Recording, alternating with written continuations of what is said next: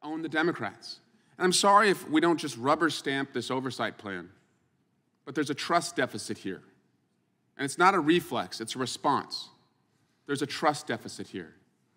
And one of the very first committees, the very first committee hearing of this Congress, Mr. Gates, after we had all agreed on what the committee's plan was going to be, it was going to be voice voted, everyone agreed, Mr. Gates wanted to offer an amendment to say the Pledge of Allegiance. That's great. Every single person on our side supported that. Now, I don't think he really genuinely cares about saying the Pledge of Allegiance, but he wanted to do it, again, to own the libs and to see if we would vote against it. We didn't. But who did he bring in here to say the Pledge of Allegiance? Who did he parade in here in a uniform?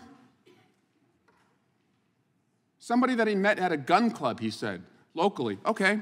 Mr. Cicilline had the crazy idea that maybe we should vet the people who come in here, make sure they're not insurrectionists.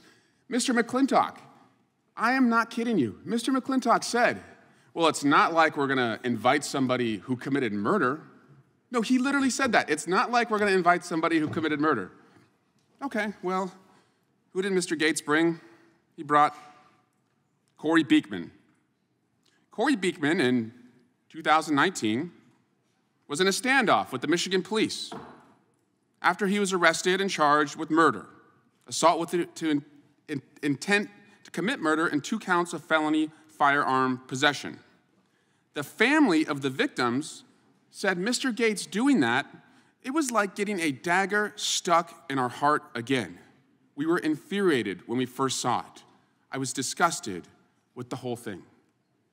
That's why there's a trust deficit here. You pull off a public stunt to try and own the libs, and what you did was you brought in a guy who allegedly shot 2 people and killed one of them. That's where the trust deficit is.